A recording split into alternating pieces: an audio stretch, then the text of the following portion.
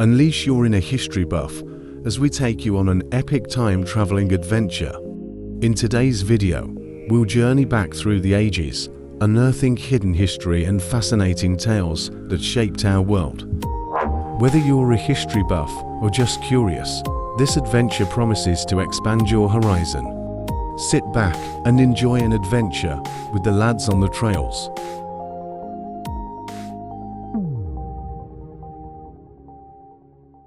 Hi guys, welcome to another episode of Lads on the Trails. Today we're going to take you to Heaton Park. Please like and subscribe. Hit the notification bell if you can please for the next video when it comes out.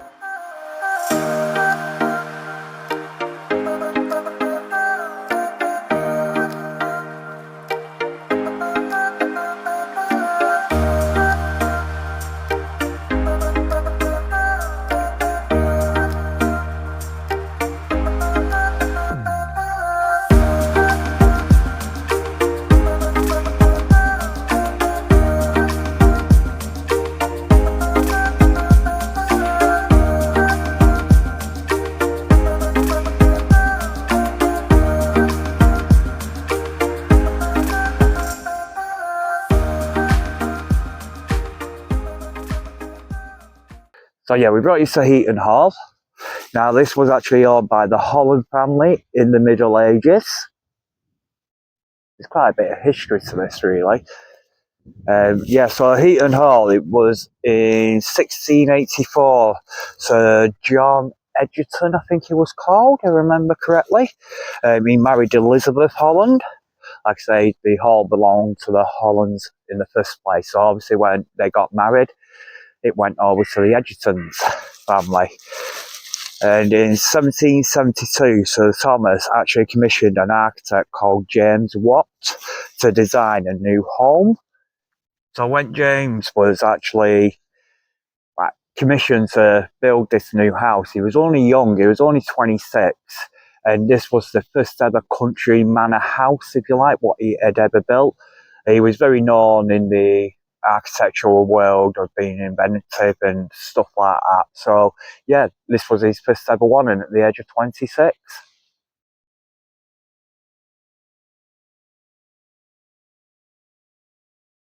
Yeah, so it's built in a neoclassical design, and it weren't built all at once, it were all built in stages. So it was built in a neoclassical style. It was a masterpiece which was built in stages. Most of it was completed by 1789. So as I say, yeah, in 1772, so Thomas Egerton, later the first Earl of Wilton, commissioned James Wyatt to design this present house. And like I say, he was one of the most fashionable architects of the late 18th century, and his design was inspired by the classical architect that he had seen on his travels around Europe.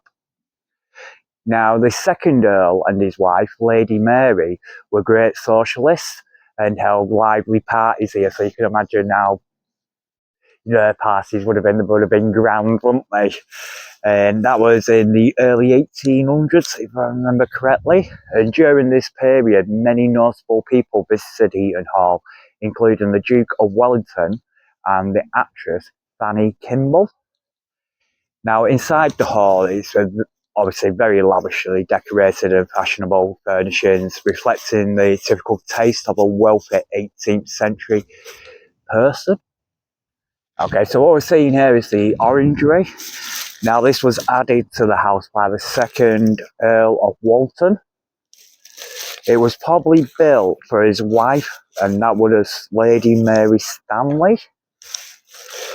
Now, when it was actually designed, what it would have had up on the roof here would have been a glazed dome roof. And obviously you see the formal gardens here at the front. And obviously if we just spin around here, you can see the countryside and everything which they would have had. Now, the actual dome roof was actually replaced in 1902. That would have been some nice view, that, wouldn't it? Sat in there, imagine that. You've got this big manor house, and there you are, entertaining the ladies. And overlooking what is Manchester city centre there. Obviously, it wouldn't have been like that. When you think back in this time, it probably would have been a lot of industrial mills. Yeah, you would have had certainly a view from here over onto Manchester.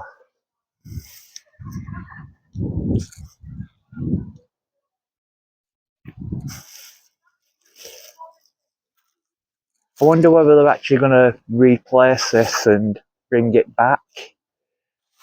Oh, that looks like it would have been a sundial. Sundial, that's it, Taz. And there's a view of the city centre of Manchester over there. Wouldn't look like that many years ago though.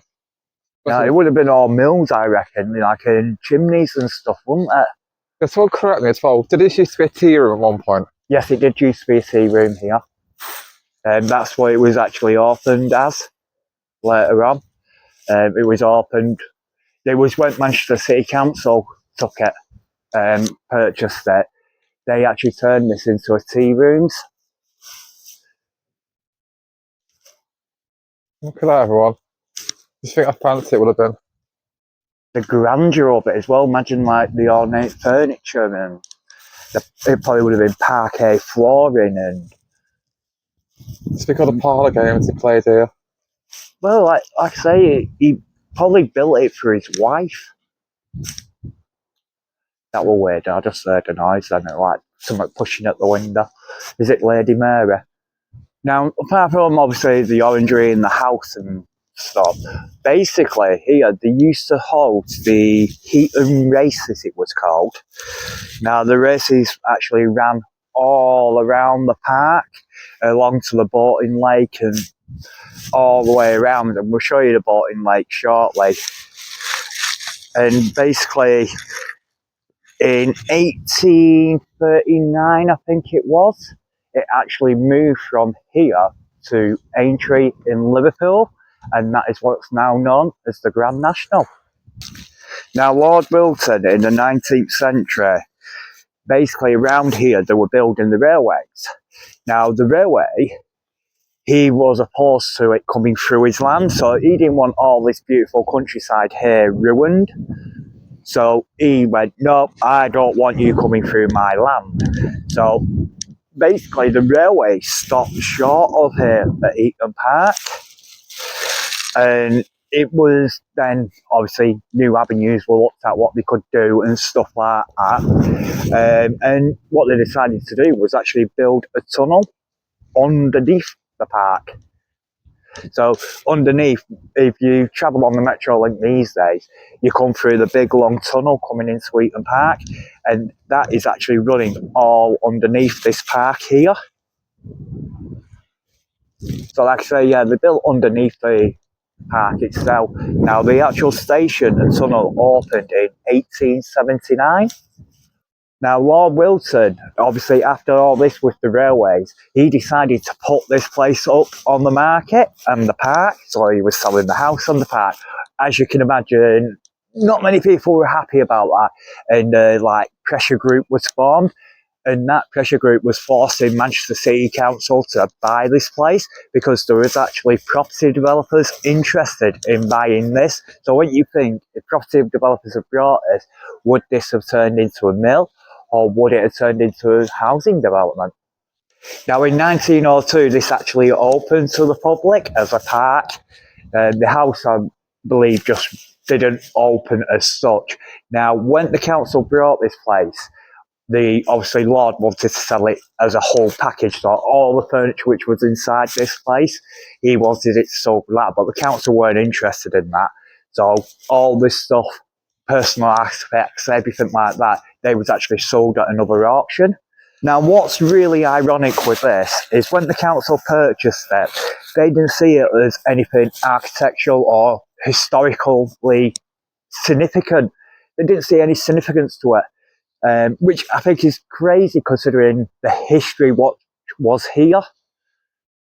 Now, the actual saloon, obviously we just recently called it an orangery, that's what it was, but the council called it a saloon. That was actually opened as the tea rooms, as you just heard us say a few moments ago about it. So the council opened that as the tea rooms.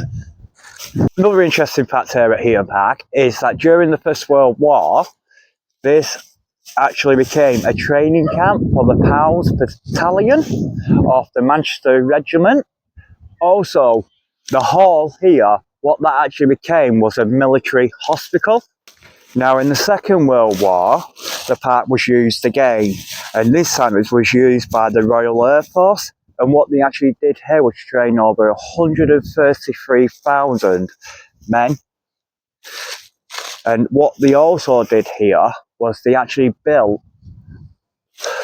so 2 prefabbed housing estates and an infant school were built.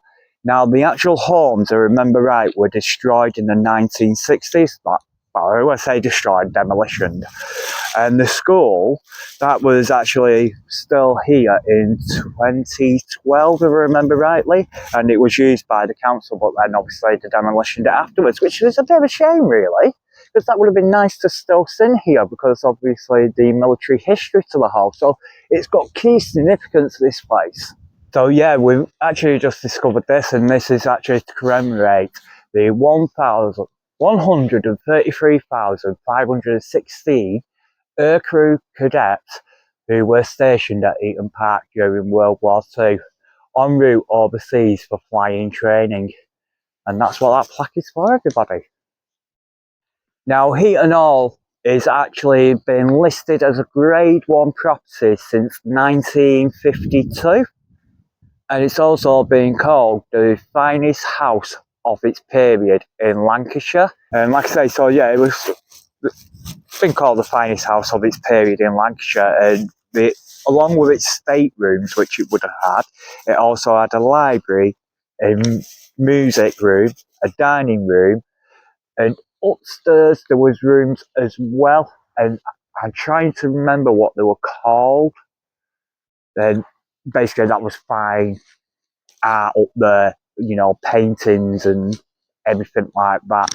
So yeah, that's the story of Heaton Hall, everybody.